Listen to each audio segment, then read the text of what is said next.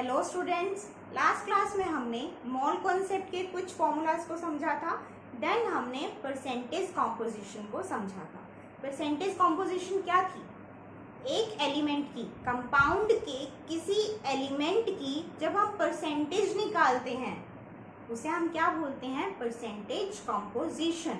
अगर हमें एलिमेंट की परसेंटेज निकालनी है उसके कंपाउंड में तो हम उसे क्या बोलते हैं? Percentage composition. हमारा नेक्स्ट टॉपिक है mole concept in molecular formula and empirical formula. तो सबसे पहले हम सीखेंगे कि मॉलिक्यूलर फॉर्मूला क्या होता है एंड एम्पेरिकल फॉर्मूला क्या होता है। टॉपिक स्टार्ट करने से पहले आपके लिए एक इम्पॉर्टेंट इंफॉर्मेशन है। अगर आपको मेरे लेक्चर्स समझ आ रहे हैं तो आप क्वेश्चन सॉल्व करके भी देख रहे होंगे। क्वेश्चन सॉल्व करके देख रहे होंगे तो आपको पता चल रहा होगा कि आपके प्रीवियस ईयर क्वेश्चंस के क्वेश्चंस या फिर एनसीईआरटी एक्सरसाइजेस के या फिर अदर क्वेश्चंस जो है सॉल्व हो रहे होंगे। तो अगर आपको ये लेक्चर समझ आ रहे हैं और आप चाहते हैं कि आपको कंटिन्यूसली ये लेक्चर्स मिलें एक ही जगह पर, तो वो आपको जो है रामानुजन एजुकेशन ऐप डाउनलोड करने पर मिल जाएंगे। वहाँ पर मेरे सभी के सभी जो है लेक्चर्स एक जगह पर होंगे। हर एक चैप्टर के मेरे हैंड रिटन नोट्स होंगे। और जब ये हमारे पास चैप्टर ख़त्म हो जाएगा, जो कि अभी 2-3 लेक्चर में ख़त्म होने वाला है, तो इसके बाद हम जो है असाइनमेंट डालेंगे। असाइनमेंट में प्रीवियस ईयर के क्वेश्चंस होंगे, तो आप उन्हें सॉल्व करके देखिएगा कि आपके क्वेश्चन सॉल्व हो रहे हैं क्या नहीं, या फिर ये लेक्चर्स आपके लिए कितने हेल्पफुल हो रहे हैं या फिर नहीं। तो मैं आपको यही बोलूँगी कि आप एक बार ऐप को डाउनलोड कीजिए, फिर अपनी नॉलेज को टेस्ट करिए। ओके, तो उसका लिंक जो है मैं आपको डिस्क्रिप्शन बॉक्स में डाल दूँ। तो आइए शुरू करते हैं हम आज का topic, that is molecular formula and empirical formula and mole concept in molecular formula and empirical formula। सबसे पहले मॉलिक्यूलर फॉर्मूला क्या होता है? मॉलिक्यूलर फॉर्मूला में क्या होता है? एग्जैक्ट नंबर ऑफ एटम्स लिखे होंगे। जितने एटम्स कंबाइन होंगे उतने ही एग्जैक्ट नंबर्स वहां पर लिखे होंगे। देखो, मॉलिक्यूलर फॉर्मूला क्या है? Shows exact number of atoms present in compound, shows exact number of atoms present in the compound। जैसे कि हमारे पास है इथेन, ठीक है। इथेन में क्या है? C2H6, यानी कि 2 कार्बन जुड़े हैं और 2 हाइड्रोजन एटम्स जुड़े हैं। ओके, तो एम्पेरिकल फॉर्मूला क्या होता है? एम्पेरिकल फॉर्मूला क्या होगा हमारे पास? shows simplest whole number ratio of atoms। simplest whole number ratio of atoms का मतलब क्या है? देखो, C2H6 कितने रेशियो में प्रेजेंट है? 2:6 है ना। तो इसको हम क्या कर सकते हैं? सिंपल बना सकते हैं। 2 से क्या हो जाएगा? कट जाएगा, 1:3। तो क्या आ जाएगा? C1H3, ठीक है। C1H3 ये क्या होगा? एम्पेरिकल फॉर्मूला होगा। इसमें हमारे पास एग्जैक्ट नंबर ऑफ एटम्स नहीं शो हो रहे, उनकी simplest ratio, simplest whole number ratio show हो रही है। ठीक है, सिंपलेस्ट होल नंबर रेशो जहां पर शो होगी वो क्या होगा हमारे पास? Empirical formula. ओके, तो और क्या देख लेते हैं। जैसे कि हमारे पास क्या है? ब्यूटेन, ठीक है। ब्यूटेन में क्या होगा? C4H10, 4 कार्बन एंड 10 हाइड्रोजन जुड़े हैं, तो यहाँ पर क्या होगा? 4:10। क्या हम इसको सिंप्लीफाई कर सकते हैं? कर सकते हैं। 2 से डिवाइड करके क्या आ जाएगा? 2:5। तो क्या आएगा? C2H5। हमारे पास ब्यूटेन का जो एम्पेरिकल फॉर्मूला आया है वो क्या आ गया? C2H5। ओके, हमारे पास है hexane.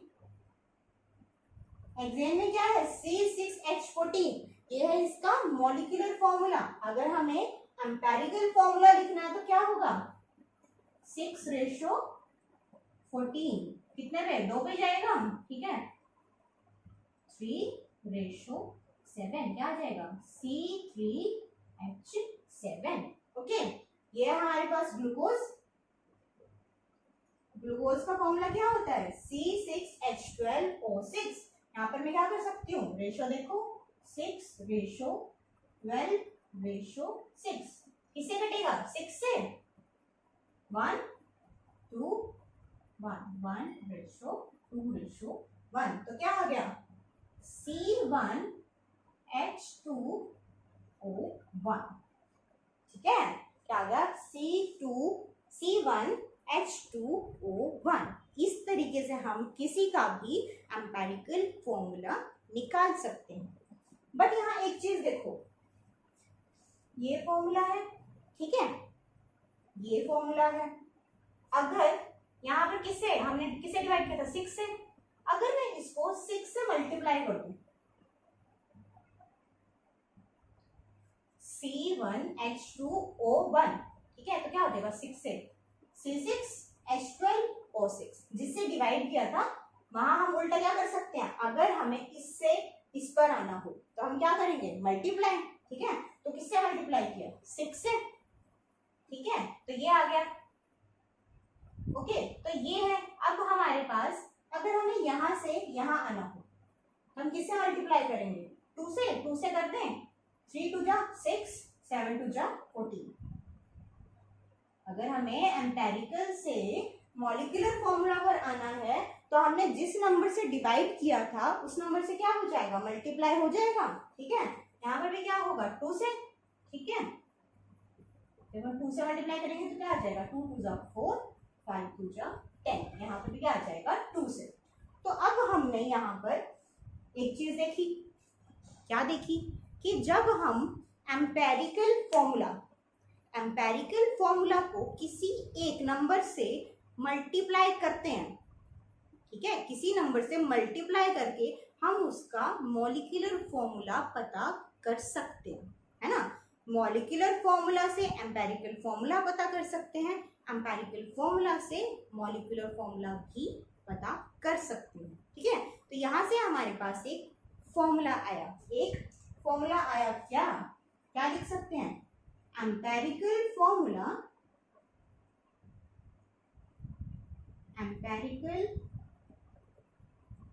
Formula is equal to कोई नंबर n लिख दे।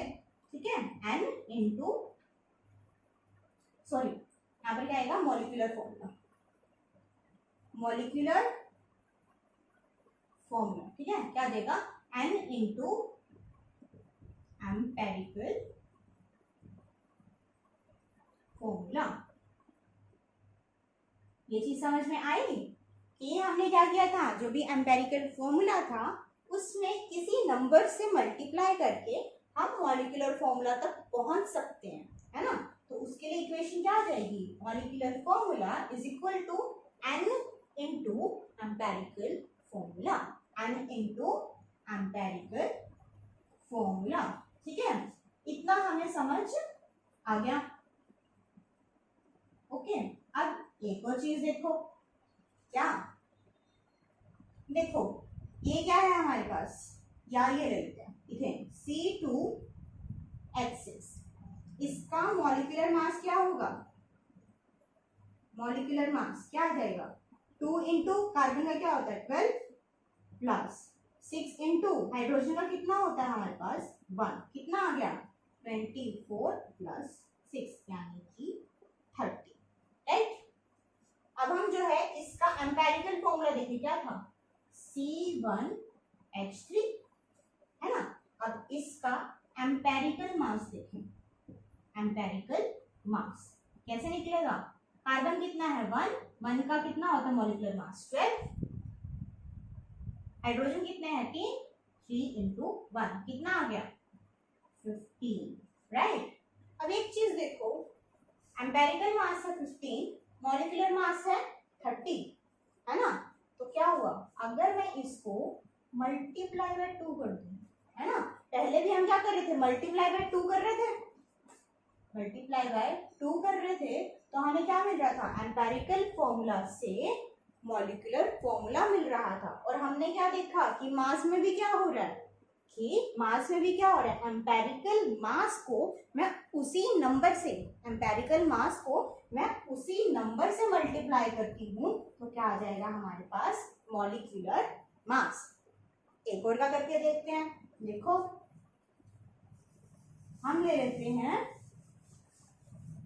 ग्लूकोज C6H12O6, इसका मॉलिक्यूलर मास निकालो, क्या आ जाएगा 6 इंटू 12 प्लस 12 इंटू हाइड्रोजन में कितना होता है 1 प्लस में 6 इंटू ऑक्सीजन का 16, ठीक है। तो लास्ट लेक्चर में भी हमने निकाला था, क्या आ गया था 180, है ना। इसका एम्पेरिकल फॉर्मूला देखें। एम्पेरिकल फॉर्मूला क्या है, C1H2O1, इसका एम्पेरिकल मास निकालते हैं, ठीक है। एम्पेरिकल मास क्या होगा 1 इंटू कार्बन का मास 12, 2 इंटू हाइड्रोजन का मास 1 प्लस 1 इंटू ऑक्सीजन का मास 16, कितना आ गया 12 प्लस 2 प्लस 16, हमारे पास क्या आ गया 30, ठीक है। अब एक चीज देखो, एम्पेरिकल मास एंड मॉलिक्यूलर मास, अगर मैं इसको मल्टीप्लाई बाय 6 कर दूं तो क्या ये आ जाएगा मॉलिक्यूलर मास। अगर मैं एम्पेरिकल मास को क्या कर दूं 6 से मल्टीप्लाई कर दूं तो क्या हमारे पास मॉलिक्यूलर मास आ जाएगा, आ जाएगा, है ना। तो अब एक चीज देखो, जिस नंबर से हमारे पास मल्टीप्लाई करने पर, एम्पेरिकल फॉर्मूला को जिस नंबर से मल्टीप्लाई करने पर मॉलिक्यूलर फॉर्मूला आ रहा था, वैसे ही एम्पेरिकल मास को उसी नंबर से मल्टीप्लाई करने पर हमारे पास मॉलिक्यूलर मास आ रहा है ना। तो अब हम जो है दूसरा फॉर्मूला लिख सकते हैं। दूसरा फॉर्मूला क्या लिख सकते हैं, देखो दूसरा फॉर्मूला क्या निकल के आया यहां से, मॉलिक्यूलर मास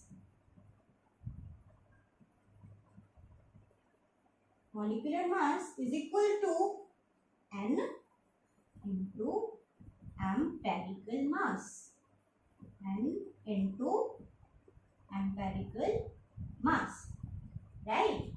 तो यहां से हमारे पास दो फॉर्मूलाज निकल कर आए। क्या क्या, मॉलिक्यूलर फॉर्मूला कैसे निकल सकता है, अगर हम किसी नंबर से एम्पेरिकल फॉर्मूला को मल्टीप्लाई करें तब हमारे पास मॉलिक्यूलर फॉर्मूला निकल सकता है।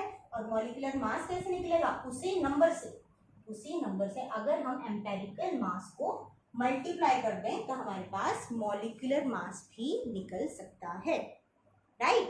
तो इस टॉपिक से हमें जो है दो फॉर्मूलाज मिले, कौन कौन से, molecular formula is equal to N into empirical formula and molecular mass is equal to N, जो कि क्या होगा सेम N इंटू एम्पेरिकल मास।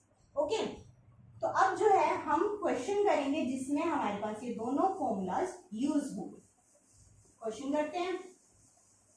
क्वेश्चन किस तरीके से आते हैं, क्वेश्चन आएंगे प्रीवियस टॉपिक्स अगर हमें आते होंगे तभी हम सॉल्व कर पाएंगे। देखो कैसे, हमारे पास क्वेश्चन है, देखो, a compound contain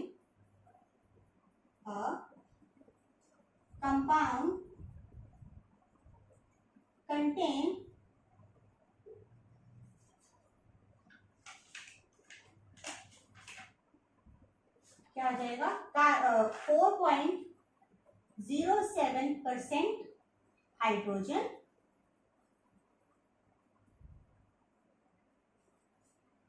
24.27% carbon and 71.65% chlorine. Okay, इसका मोलर मास दिया हुआ है, इट्स मोलर मास इज 98.96 ग्राम पर मोल, ठीक है। आगे क्या है, इसका हमें निकालना है find empirical formula and molecular formula. Okay, तो देखते हैं इसको कैसे सॉल्व किया करते हैं। फर्स्ट ऑफ ऑल हम क्या लिखेंगे, एलिमेंट, क्या लिखेंगे, एलिमेंट। फिर हम लिखेंगे परसेंटेज बाय मास, फिर आएगा atomic mass,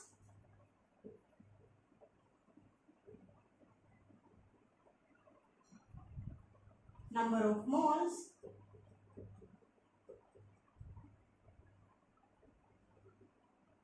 and simplest ratio,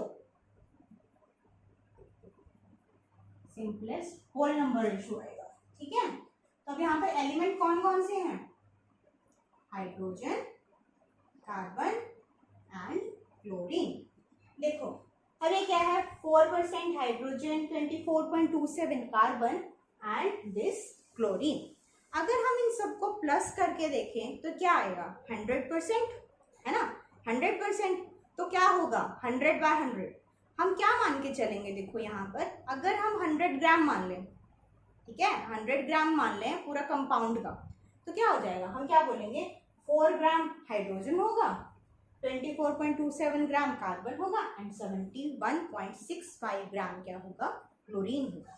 ठीक है, तो हम यहाँ पर परसेंटेज बाय मास भी लिख सकते हैं या फिर ओनली मास भी लिख सकते हैं। तो क्या आएगा, 4.07, 24.27 एंड 71.65।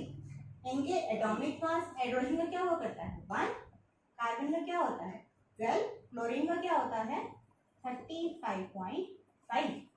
ठीक है, अब नंबर ऑफ मोल्स कैसे निकालते हैं, मास अपॉन मोलर मास, है ना, मास अपॉन मोलर मास। तो हम क्या करेंगे, इसको डिवाइड कर देंगे, है ना, 4.07 डिवाइडेड बाय 1 क्या आ जाएगा 4.07, है ना, यहाँ पर क्या आ जाएगा 24.27 अपॉन में 12।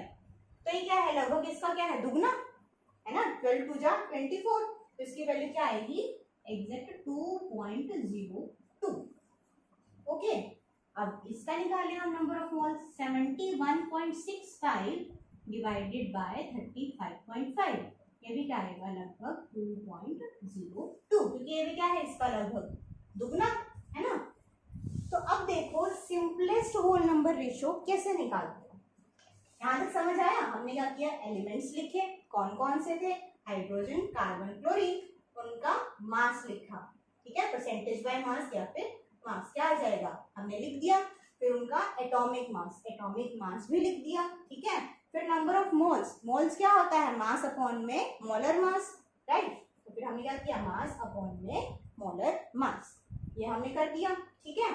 तो सॉरी, सिंपलेस्ट रेशो में क्या होता है कि जो यहाँ पर सबसे छोटा नंबर होगा, जो यहाँ पर सबसे छोटा नंबर होगा उसको हम सबसे डिवाइड कर देते हैं, ठीक है। सबसे छोटा नंबर क्या है 2.02, तो हम डिवाइड कर दें 4.07 divided by 2.02, 2.02 divided by 2.02, 2.02 divided by 2.02, क्या वैल्यू आएगी, लगभग दुगना है, 2 2 जा 4, 2 1 एंड 1, ठीक है।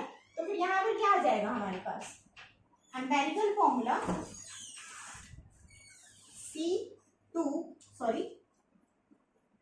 H2C1Cl1, right. इसको हम क्या लिख सकते हैं, CH2Cl, ये क्या आ गया, एम्पेरिकल फॉर्मूला, ठीक है, क्या आ गया, empirical formula.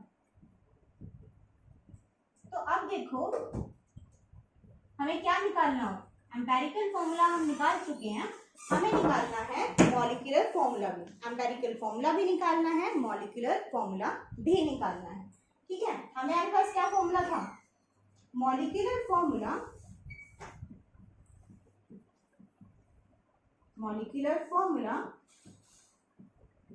Is equal to n into empirical formula. अब देखो एम्पेरिकल फॉर्मूला तो आ गया, लेकिन हमारे पास n तो नहीं है। n क्या होता है? नंबर ऑफ मोल्स, है ना। तो एक और फॉर्मूला था हमारे पास, क्या था? Molecular mass is equal to n into empirical mass. ठीक है, तो अब यहाँ पर क्या आ गया? इसका मॉलिक्यूलर मास हमें दिया हुआ है, मोलर मास 98.96। ठीक है, एम्पेरिकल मास इसका हम निकाल सकते हैं, क्या आएगा? CH2Cl क्या होगा? 12 into 1 plus 2 into 1 plus 35.5 into 1। ठीक है, तो ये हमारे पास वैल्यू क्या आ जाएगी? 49.5। ठीक है, 49.5 आ गई, तो फिर क्या हो जाएगा? Divided by 49.5 is equal to n। इसको हम क्या ले आए? नीचे ले आए। ठीक है, तो ये अप्रोक्स वैल्यू क्या आ जाएगी? 2। n क्या आ गया हमारे पास? 2। तो अब हम इस n की वैल्यू यहां पर पुट कर सकते हैं। ठीक है, हम क्या करें? इस n की वैल्यू यहां पर पुट कर सकते हैं, तो क्या आ जाएगा? देखो, molecular formula is equal to n is equal to 2, empirical formula क्या है? CH2Cl। तो क्या होगा? C2H4Cl2। इस तरीके से हम empirical formula and molecular formula निकाल सकते हैं। ठीक है, एक बार जो है दोबारा से देखो, हमें क्या दिया गया था? एक कंपाउंड है, उसमें जो है उसके एलिमेंट्स की सबकी परसेंटेज कॉम्पोजिशन इन्होंने दे दी। ठीक है, तो जो हाइड्रोजन की, कार्बन की, क्लोरीन की, इन्होंने हमें दिया इट्स मोलर मास दे दिया और बोला कि एम्पेरिकल फॉर्मूला और मॉलिक्यूलर फॉर्मूला हमें बताओ। वो हमें कैसे निकालना होता है? सबसे पहले हम लिखेंगे एलिमेंट, फिर उसका मास, ठीक है, कितने कितने परसेंट वहां है। ठीक है, फिर आएगा एटॉमिक मास। एटॉमिक मास हमें पता है, हाइड्रोजन का 1, कार्बन का 12, क्लोरीन का 35.5। ठीक है, नंबर ऑफ मोल्स कैसे निकलता है? मास अपॉन में मोलर मास, राइट। क्या आ जाएगा? 4.07 डिवाइडेड बाय में 1, दिस डिवाइड बाय में 12 एंड 71.65 डिवाइडेड बाय में 35.5। तो हमारे पास ये वैल्यूज आ गई। अब इनकी सिंपलेस्ट रेशो हमें क्या चाहिए होती है? Simplest whole number ratio. अगर हमें एम्पेरिकल फॉर्मूला पता करना है तो क्या आ जाएगा? सबसे छोटा नंबर जो होगा, सबसे छोटा नंबर कौन सा है? 2.02, उसको सबसे डिवाइड कर दो। उसको सबसे डिवाइड करें तो क्या आ जाएगा? 4.07 को किया, 2.02 को किया, 2.02 को किया, ये क्या है? लगभग दुगना है ना, आ जाएगा 2, 1, 1। तो हमारे पास एम्पेरिकल फॉर्मूला क्या आ गया? हाइड्रोजन है 2, कार्बन है 1 एंड CO है 1। अब एम्पेरिकल फॉर्मूला तो निकल गया, तो हमें क्या निकालना था? मॉलिक्यूलर फॉर्मूला भी निकालना था। उसके लिए फॉर्मूला क्या होता है? Molecular formula is equal to n into empirical formula. But हमें n तो नहीं पता, n क्या होता है? Number of moles. तो नंबर ऑफ मोल्स हम कैसे निकाल सकते हैं? दूसरे फॉर्मूला से निकाल लेंगे। दूसरा फॉर्मूला क्या था? Molecular mass is equal to n into empirical mass. Okay, molecular mass हमें दिया हुआ है, एम्पेरिकल मास हम यहाँ से निकाल सकते हैं। यहाँ पर हमने क्या निकाल लिया? n की वैल्यू। n की वैल्यू जब हम निकाल लेंगे तब हम इस इक्वेशन में इसको पुट कर देंगे। क्या होगा? 2 इंटू CH2Cl निकालेगा C2H4Cl2। तो इस तरीके से हम empirical formula and molecular formula पता कर सकते हैं। आई होप ये आपको समझ आया होगा, लेकिन इसका एक और क्वेश्चन मैं नेक्स्ट वीडियो में डाल दूंगी। Okay, thank you.